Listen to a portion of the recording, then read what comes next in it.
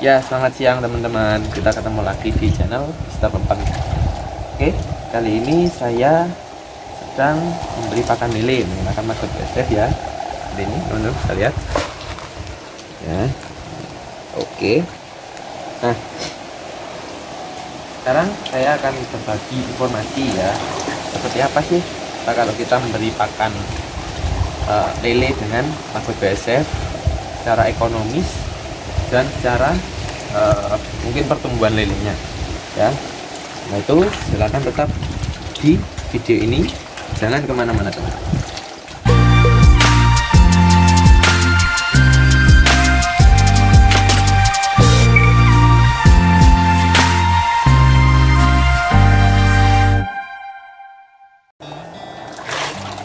Oke teman-teman, seperti teman-teman tahu ya, kalau harga pakan lele semakin hari semakin tambah atau semakin mahal ya, tentu kita sebagai peternak lele juga akan ikut terdampak. Nah ini saya mencari solusi gimana sih cara biar tetap untung, salah satunya dengan budidaya pakan BSF ya. Nah untuk tahu gimana dampaknya terhadap lele, kita perlu tahu pertama-tama yaitu nutrisi apa saja yang dibutuhkan oleh lele. Oke, kalau secara khusus ya berdasarkan jurnal yang sudah saya baca, itu secara khusus lele itu butuh banget terutama protein, kemudian ada arginin, kemudian ada metiolin, kemudian ada leusin dan lain sebagainya. Itu yang bahasa-bahasanya agak sulit ya.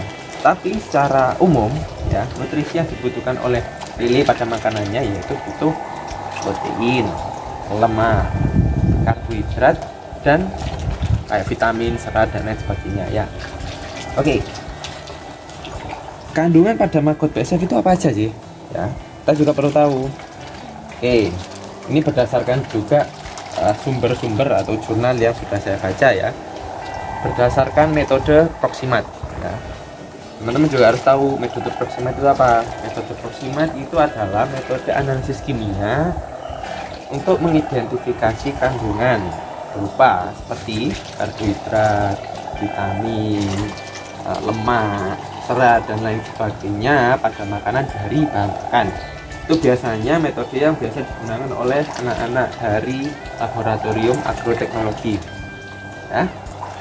Oke, selanjutnya kandungan pada maggot BSF itu apa aja?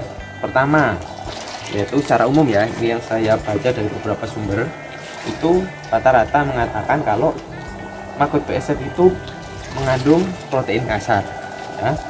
Protein kasar, sebenarnya protein kasar itu maksudnya protein, cuma karena menggunakan metode Proximat jadi dia dikatai dengan protein kasar ya. Itu persentasenya sekitar 41 sampai 42% ya. Kalau kita lihat proteinnya itu lebih tinggi daripada kebanyakan pakan-pakan pabrikan ya, karena kebanyakan pakan-pakan pabrikan itu persentase proteinnya itu cuma 25 sampai 43% ya.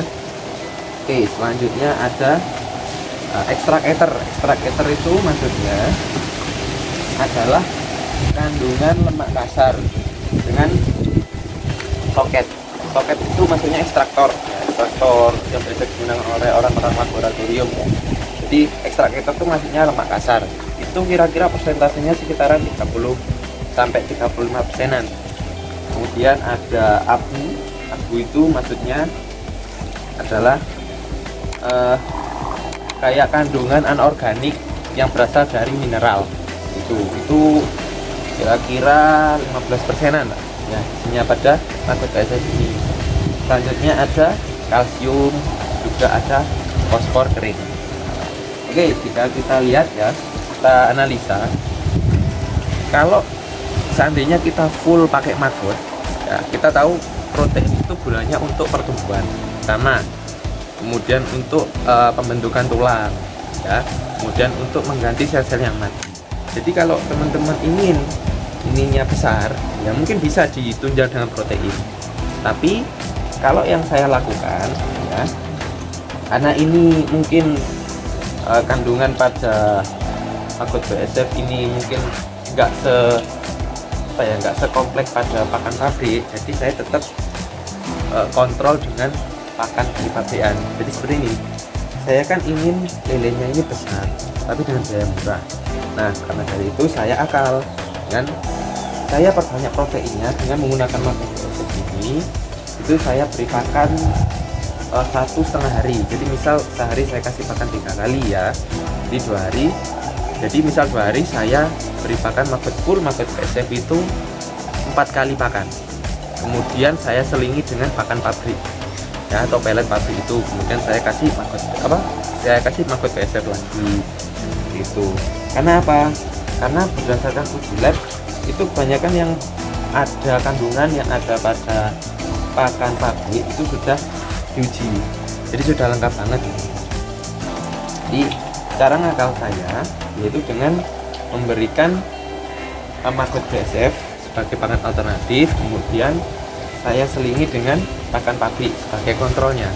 Nah, kemudian dari sisi ekonomis itu sangat membantu sekali ya. Jadi misal saya kan menanam lele awalnya 20.000. Nah, kalau yang panen yang lalu, nah itu saya beri pakan yang awal-awal yang ukuran sekitar berapa ya, seginian itu ya, itu per minggunya itu bisa habis pakan ini sekitaran 150.000.